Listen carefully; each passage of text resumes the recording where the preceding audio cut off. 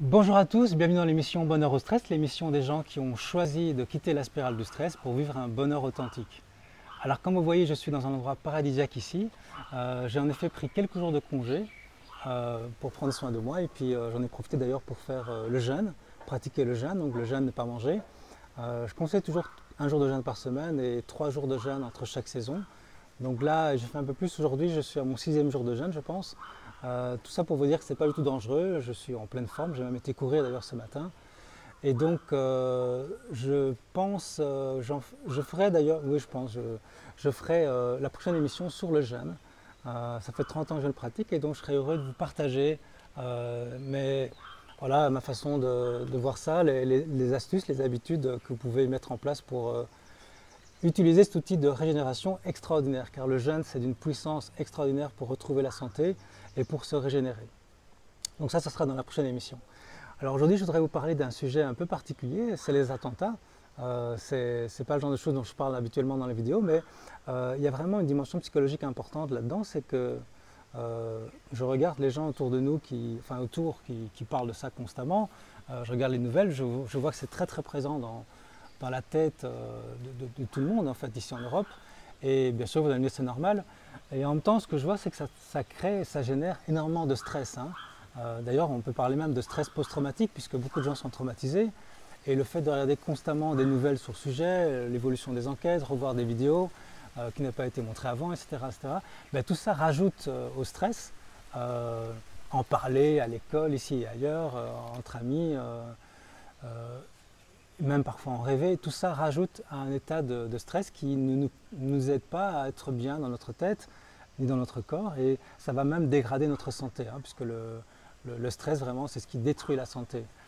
En plus, je trouve ça important de ne pas être dans cet état parce que non seulement pour notre santé, mais également parce que nous sommes totalement manipulables dans cet état.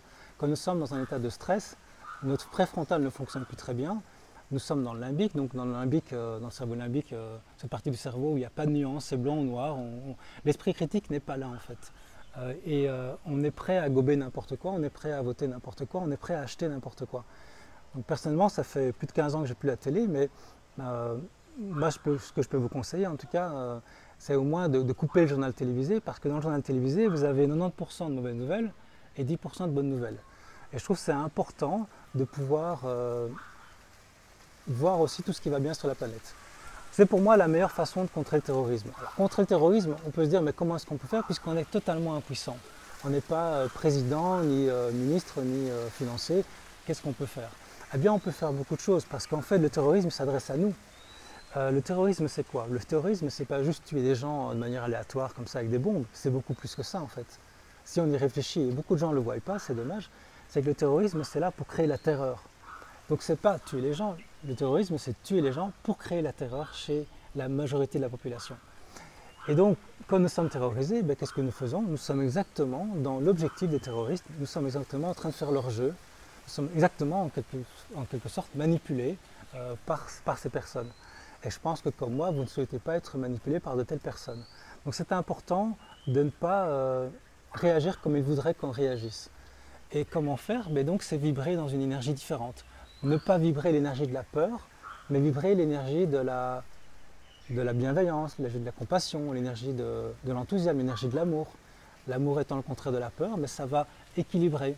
Parce que bien sûr, c'est important de s'informer, de se protéger, évidemment, mais je pense que c'est important d'être équilibré surtout.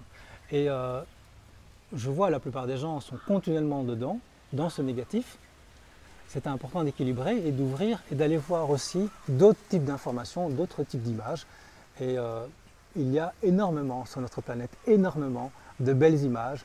Il y a énormément de belles découvertes scientifiques, il y a des créations artistiques merveilleuses, il y a des actions humanitaires fascinantes, très très belles, et on peut se plonger là-dedans. Et quand on regarde ce genre de documentaire, ou ce genre d'article, ou ce genre de film, par exemple, je pense au film Demain. Demain, donc c'est un film extraordinaire que je vous conseille. Quand vous ressortez de là, vous êtes vraiment vraiment bien, plein d'espoir. Eh bien, c'est important, si vous regardez des mauvaises nouvelles, d'équilibrer au moins avec ça. Et moi, je vous conseille personnellement, c'est de faire la chose suivante, c'est que pour une nouvelle négative, voyez au moins 2 nouvelles positives.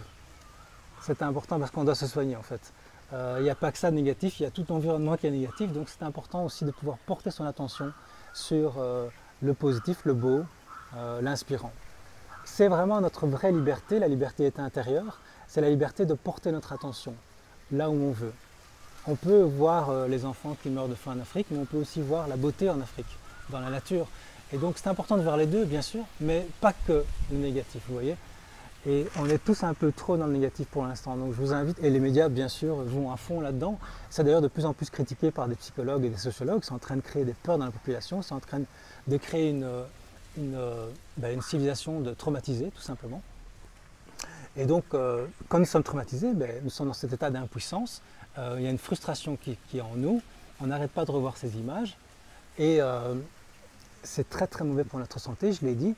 Mais en plus de ça, vous allez complètement détruire votre vie. Vous pouvez complètement détruire, ou en tout cas descendre des qualités, votre vie sociale, votre vie professionnelle. Prenez un enfant qui est tout le temps là-dedans, qui est stressé par ces événements parce qu'on ne lui a pas bien expliqué ou on en parle tout le temps. Il va peut-être moins bien étudier à l'école, il va peut-être être tendu, être plus agressif, avoir des problèmes relationnels et vous pouvez voir les conséquences d'un enfant, d'un adulte dans la vie de tous les jours.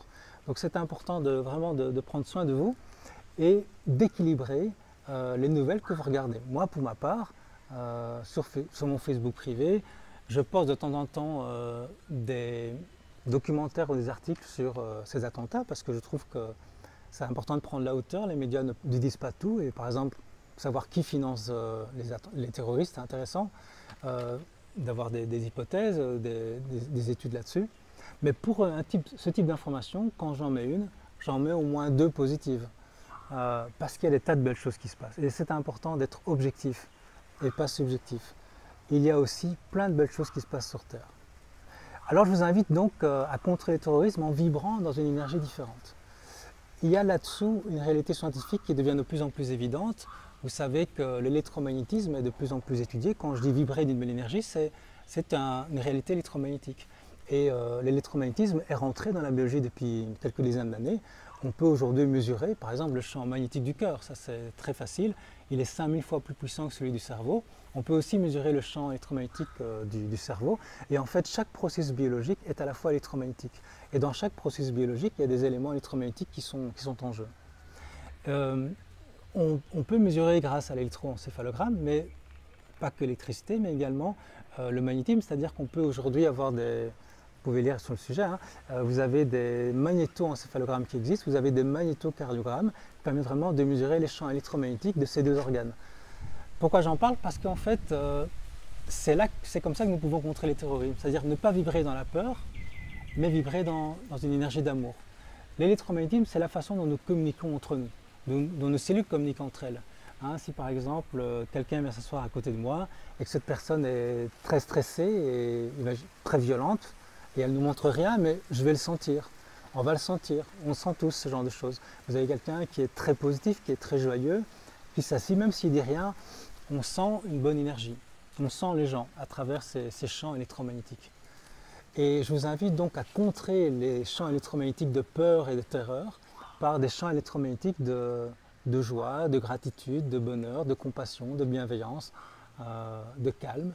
Et tout ça, c'est en notre pouvoir. Donc nous ne sommes pas impuissants, nous avons un grand pouvoir d'action possible. C'est complètement révolutionnaire parce que c'est facile de suivre le troupeau et d'être terrorisé comme tout le monde, mais on peut aussi faire la différence dans ce monde et apporter plus d'amour, plus de bien-être, plus de joie, plus d'espoir.